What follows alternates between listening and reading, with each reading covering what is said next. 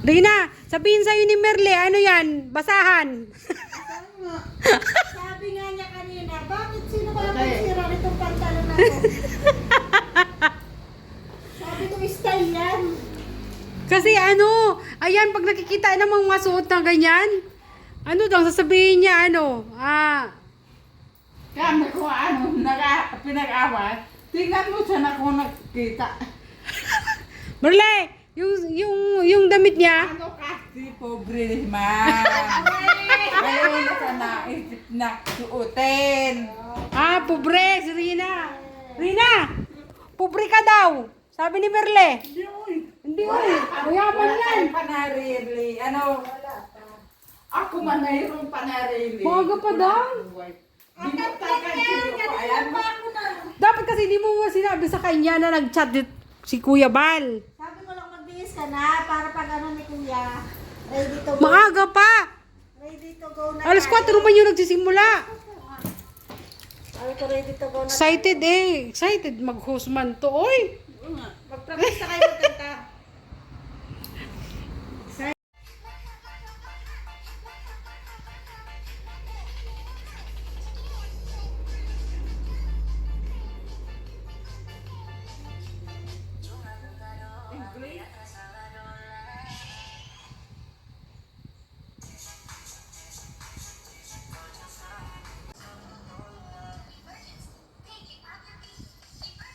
Nagdamit pa rin sa color t-shirt. Ano? Ako yung man doon.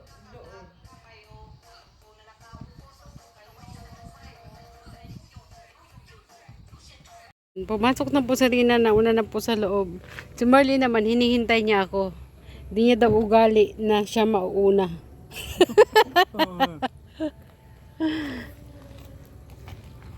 So ayan, umalis po muna kami doon sa Boom Radio. At may nakalimutan daw si Kuya dito sa ano, Pinakuha sa amin. pinapakuha sa amin na ano, na pansit, saka yun daw, siopaw, para daw yun sa staff. Masarap ang siopaw. Oh, ay bali tayo. Pag nakauwi kami ni Rina, nadapa kami doon eh. Nabili ako ang siopaw. So tara, punta tayo doon. Sinama din namin si Marley. Baka makawala eh. Si Rina, doon lang yun kaya ano niya. Si Rina nandun na. Naiwan na doon kay Papa Bal. Kala ko wala pa si Kuya doon talaga. Wala. Wala sasakyan.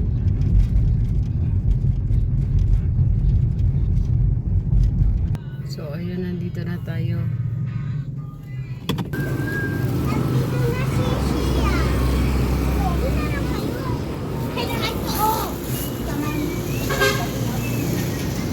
Pagkain niya ng mga ano, mga staff. Ha? Swerte naman nila. Siyempre. Kakanta. Ay. Berli, ulog ka doon.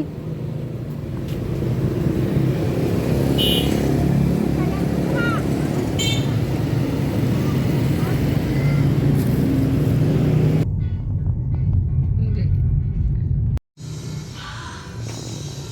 Yan ang awit ko na mahilig magsarong sandaan. Sabi ni Pastor Joy. Hindi man. Balutin mo ako man.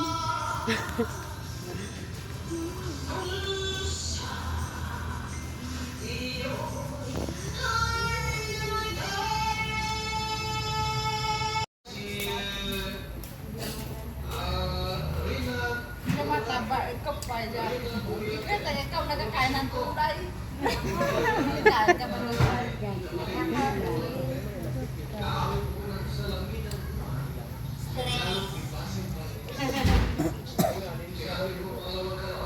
Ako, pagpamatan niya ang Ato Maria. Pag narinig ko, nag-aano sa kabuhay ko. Nagala ko. Bababa ako. Inisip ko kung ano yung dapat ko gawin. Tulungan ko pa naman gawain. Nadadanasan ko.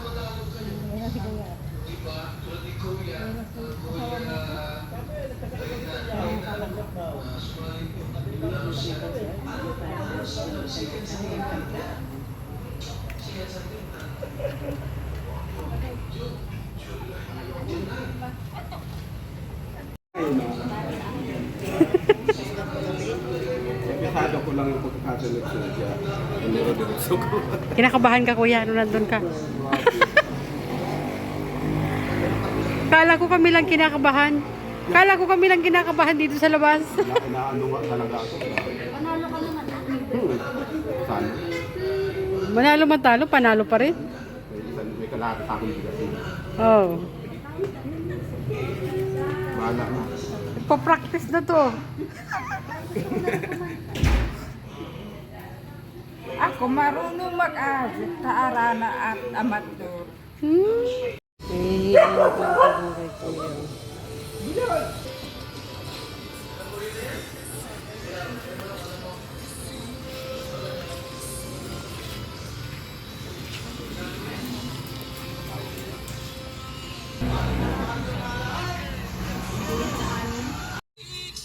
Late pala ako.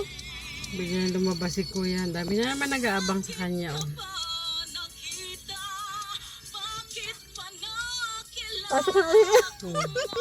Titingnan niya lang kung may mga nakaabang sa kanya. Pasok na Kaya ulit. hingi ng tulong. Pumasok kami sa loob, lumapang kami, gutom na kami. Tingit kami sa siopaw ni Rina.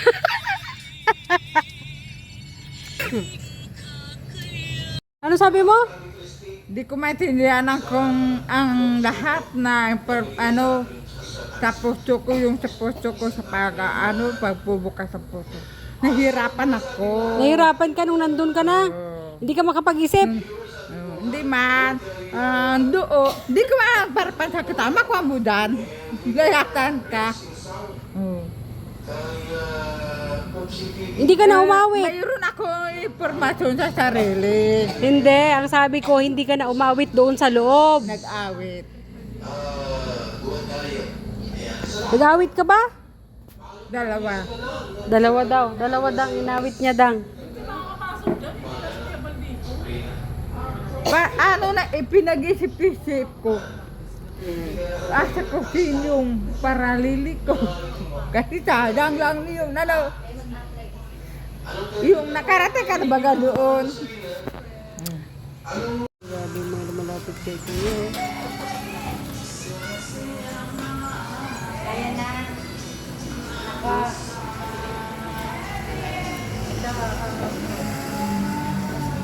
Ang dami nakaabang kay kuya.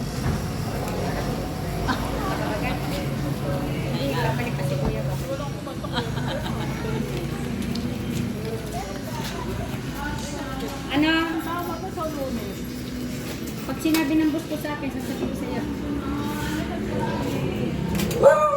Bye-bye! Pauwi na sila kuya. Laro na nandun pa. May natitira pang 5 minutes. Nauwi na ka. Iniwan na tayo. Uubusin na oras. Nakatapos si Rina. Oh, may 5 minutes pa. Hindi, 4 minutes na lang. Si Rina.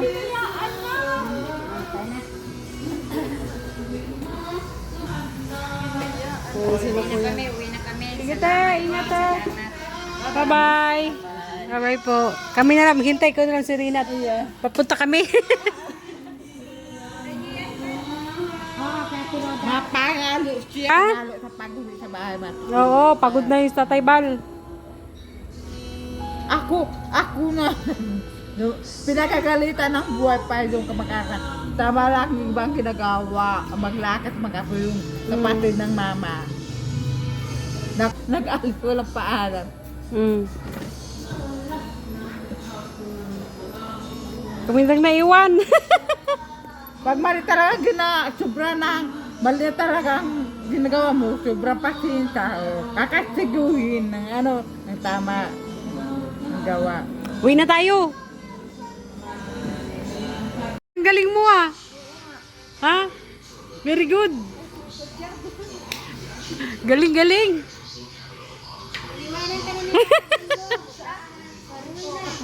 Bukas vlog tayo. Ha? Bukas mag-vlog tayo. Oh, mag-vlog tayo bukas. Ha? Mama Roda. Tara na.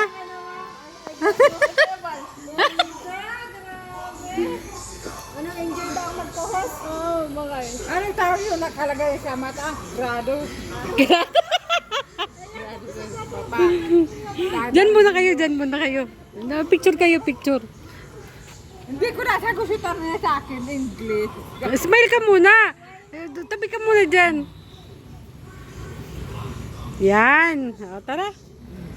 So, ayan. Diretso po kaming church. Simbahan muna kami. Simba kami. Nagmamadali yata yun. Ha? Nagmamadali.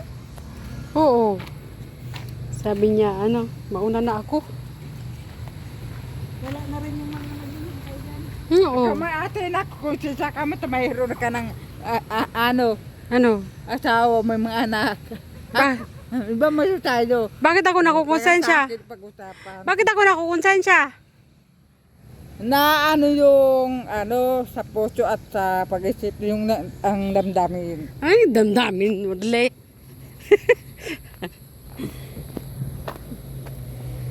Dali.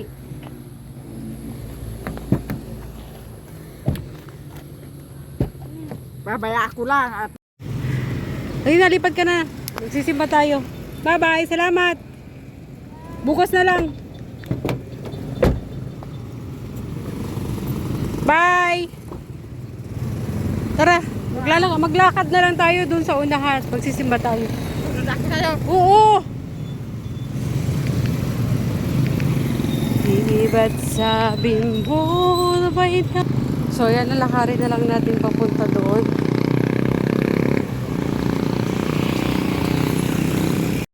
kaya. Dahil hindi mo kaya, sa dami ng gawain, nagkokos ng stress. At kapag stress ang isang tao, di ba kadalasan makiling ang ulo? Halimbawa, kalimutan ng asawa, kagaya ng ulo.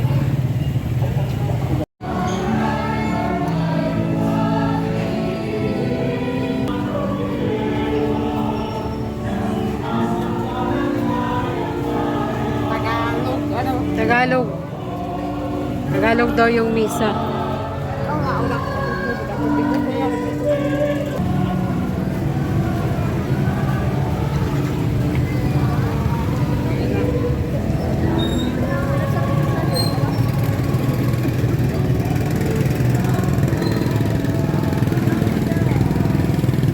Pauwi na kami. Habang na lang kami yung tricycle dito.